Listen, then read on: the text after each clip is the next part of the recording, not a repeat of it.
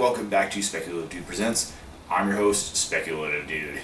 Now, you might have noticed a little change in headwear today. Well, that's because today I'm going to be talking about video games. Something I haven't talked about in quite a while. Usually when I do, I talk about racing games, which I might do more of, but I'm going to talk about some others as well. Now, some of you saw my review of the Final Fantasy remake, so I thought I'd continue and do some more gaming. Now, the game I'm going to be talking about today is Zoids Legacy. It's one of my personal favorite handheld games. It's ever since I first played it, I don't know, I've been addicted to it. It's a fun game. It's an RPG. It's a tactical RPG to be more specific, and just in general, a lot of fun. Now, for anyone who doesn't know anything about Zoids, Zoids is based off a line of Japanese model kits, some of which were sold in the US at a couple of different times in history, back in the 80s, 90s, and then early 2000s. In fact, I even have, here's one of the model kits from the early 2000s right here, the Command Wolf. And here I have one that actually was never released in the US, but I was able to get this one online, a Shield Liger Mark II from Japan. So, this is one of my favorite video games, or handheld video games at least, and it's based off of, again, the model kits, but also the anime series. There have actually been, let's see,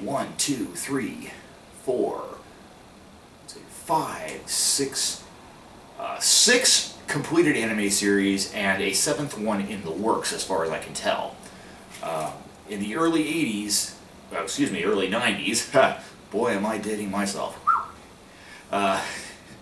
In the early 2000s, boy, I am really getting old now. They actually brought over some of the anime series to the US. Now, most of my friends will know that I may not be the biggest anime fan in the world, but there are some series that I've really enjoyed. And Zoids was one of them, or at least the ones released in the US. There were 4 that were released in English. There was a rumor that the 5th series was going to be dubbed in English, but it never came to fruition. So, there was the first series is Zoids Chaotic Century, and the second series, Zoids Guardian Force. Now, in America, these were actually released together because, and understandably so, because they were basically like Season 1 and 2. They have the same characters, they follow the similar story in that. They just pick up supposedly like a year and a half or 2 years after Season 1 ends. But in Japan, they decided to separate them into 2 different seasons, or 2 different series by name anyway. In America, they all went under the name of Chaotic Century for the entire series. Now, in the next one that was released in Japan was Zoids New Century Zero. And that series was actually the first series that was dubbed into English, and it was simply dubbed as Zoids. Understandably so. In Japan, it's called New Century Zero because it supposedly takes place a century after Guardian Force. However, because it was the first to be released in the US, that name wouldn't make a whole lot of sense, so they just dubbed it just Zoids. We also got Zoids Fusers dubbed into English. However, the entirety of the broadcast was not aired. They stopped airing it before the series finished. I think there was like 5 episodes left or something like that. It was released on DVD. The complete series was released on DVD, but never broadcast on television, simply because of the decline of popularity. And I'll be perfectly honest, I think probably because of the decline of quality in Zoids Fusers. It was nowhere near as good as the first 3 seasons, if you will. After that, a couple years later, they made Zoids Genesis, a completely different style of animation, interestingly enough, and can be visually striking. Story is very different from any of the other series. You could at least, even if there was no real connection between any of the original series, you could feel that there might have been. They felt like they were at least in the same world. Zoids Genesis was basically designed to be its own series, completely, standalone from everything else. Then, after a while, well, unfortunately, I should say this. I don't know how popular the anime series was, but the model kits for Zoids Genesis were not very popular.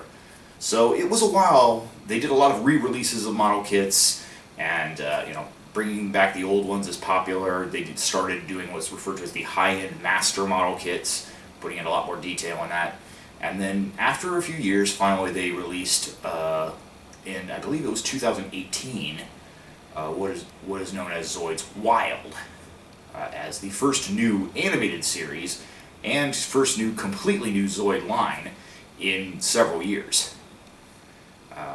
Not really sure how well that did or very popular. From what I heard, the anime was not that popular. However, they are making a second season and basing it around other characters, kind of like a side story. And apparently the anticipation around that is quite high. So, I'll be going into more depth about those later. Okay, now let's talk about some of the video games that have been released with the series. As to be expected, there have been anime, there have been model kits. It's not too surprising to know that there have been video games. In fact, quite a few, believe it or not, again, stretching all the way back to the 80s with the original Nintendo Entertainment System. Sadly, as far as I can tell, there have only been 3 Zoid games released in the West, while there have been a couple dozen released in Japan. Again, mostly due to the fact that while they tried to bring them over, make them popular, it really was only in the early 2000s when anime was really hitting its stride that these video games were brought over due to the popularity of the anime. The 3 that we got in the West were Zoids Legacy, which we'll be looking at today, Zoids Saga 2, or I should say that's at least the Japanese name, and Zoids Assault, which, sadly, Zoids Assault I do not have here. I wish I had brought it with me. I left it back home. It's a tactical RPG in the vein of like Front Mission, but unfortunately they did. While all the Zoids have a very mechanical look to them, they also have a somewhat organic way of moving and behaving, so to speak. In Zoids Assault, they basically look strictly mechanical, and it looks like there's really honestly no reason why any of these Zoids look like animals. You could just as easily have built them as a tank. So it did not do well. It was an Xbox 360 exclusive, which a lot of people might say, well, that's why it didn't do well. It's an American system, so of course it didn't do well. However, there was another Xbox 360 exclusive that was released in Japan that did well. So, yeah, blame the Xbox if you want, but there was an exclusive one on there that did well in Japan. So, again, today we're going to be looking at Zoids Legacy, and just talking about it, getting used to it, having a little bit of fun. Recently, I just got done playing through it again, and am going through finding some of the bonus stuff. So, we'll take a look at that and have some fun.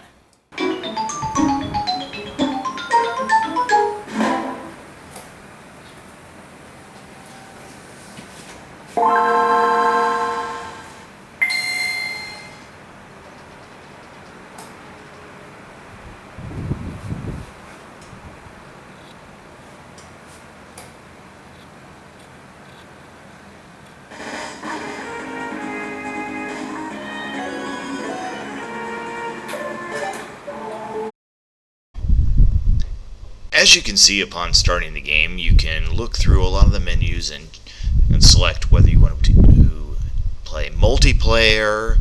You can look through the challenge series, which can get you bonus items during your playthrough, or even look at the menu and list of different Zoids and characters that you've come across.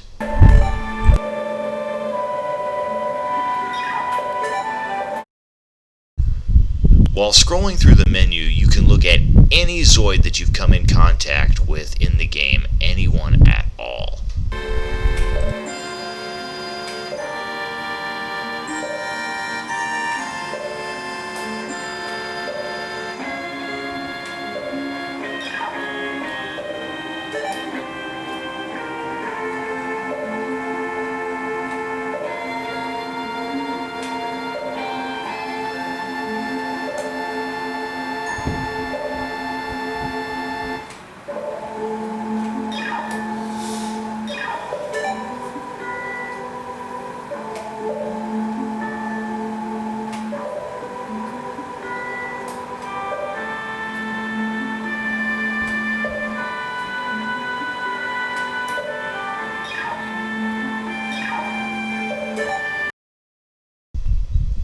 And just like looking through the list of Zoids, you can also look through the list of any of the characters that you've come across, including playable pilots, side characters, and even adversarial opponents.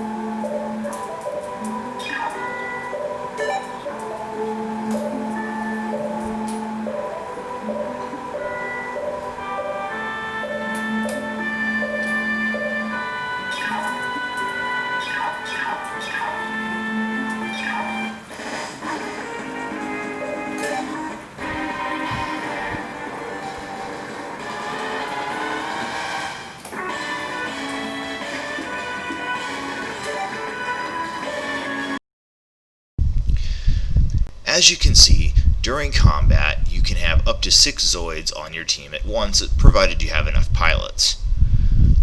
Now, each Zoid has its own reaction speed, which will determine where it goes as far as taking its turn.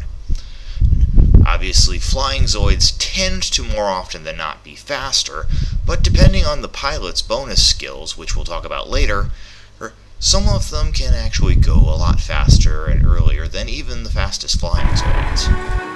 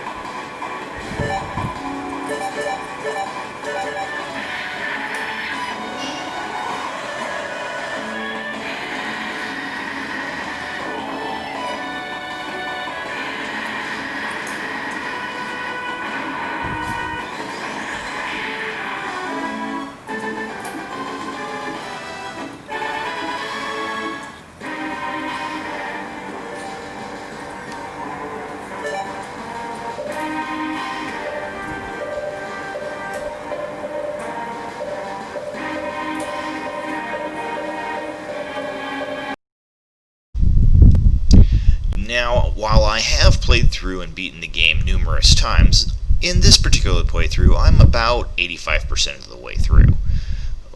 So, as you can see, I've built up quite the collection of Zoid data, and the data is what you need to help build the Zoid, along with the Zoid core, and occasionally some extra parts depending on the Zoid. If you have the data, the core, and the correct bonus parts, you can build any of the Zoids in the game.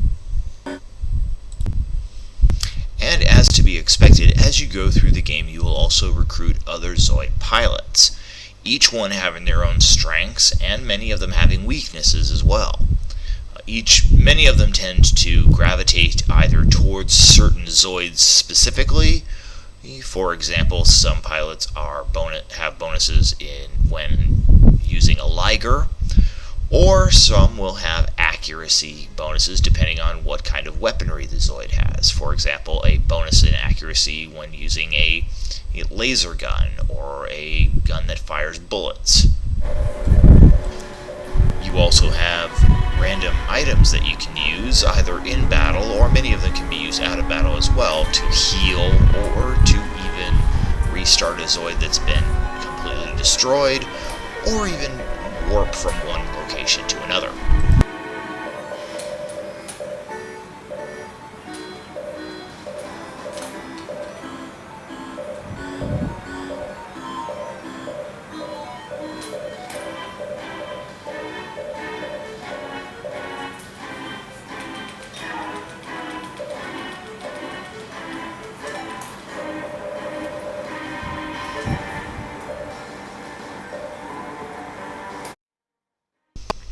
One of the fun things about this game is that you could choose to disregard any disadvantages that a pilot has and put them in any Zoid that you choose.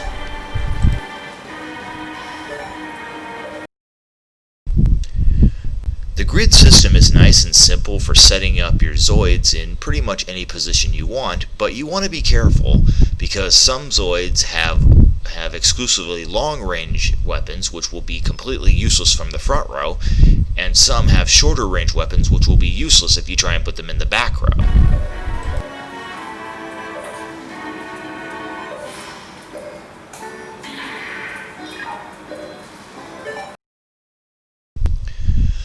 On each turn, you are allowed to pick, should you choose, one command from a list that you've chosen, and each command can be used to either give you an advantage in battle, for example, the cover fire command, which will have your mobile fortress Zoid fire on your enemy units, or something like the friendship command, which will allow each of the Zoids to regain 50% of their health, or the supply command, which, should the Zoid battle end that turn, will allow you to double your normal gold intake.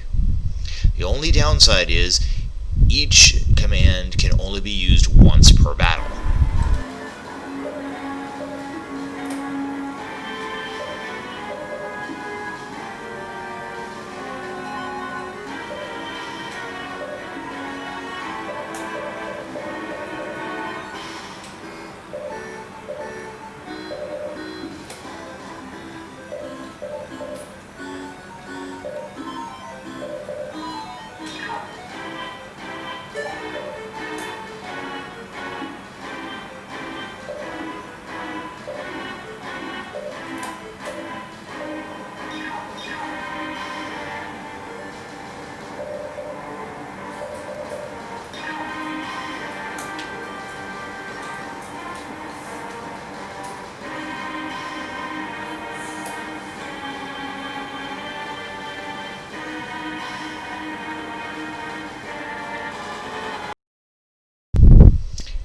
As you can see, the battles run off of what is referred to as a random encounter battle system, where you cannot see the enemies on the board until you run into them.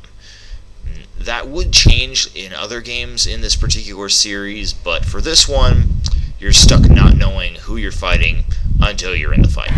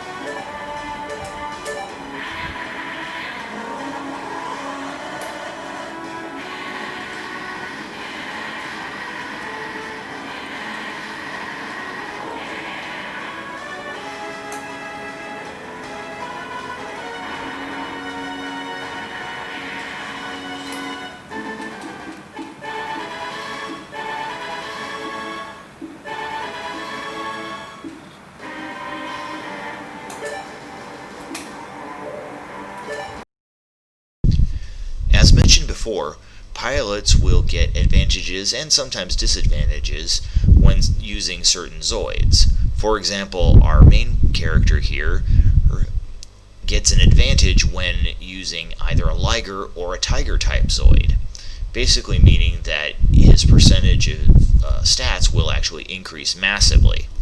He also gets good grapple, which means his melee attacks are more accurate, multi-fire, which means he can shoot more than once per turn as opposed to the characters that can only fire once, strategic commands, which will allow extra commands to be available on your command menu, and conserve fire, which will actually mean that you're using your weapons will cost less energy.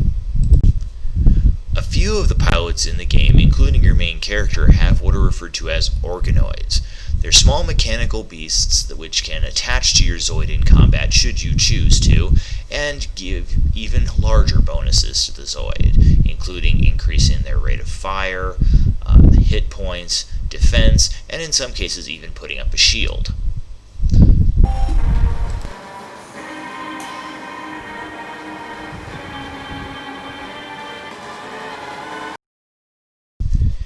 As you probably guessed, firepower on the Zoids is far from equal. Some, even of the largest Zoids, have rather weak firepower, while some of the smaller ones can have massive firepower.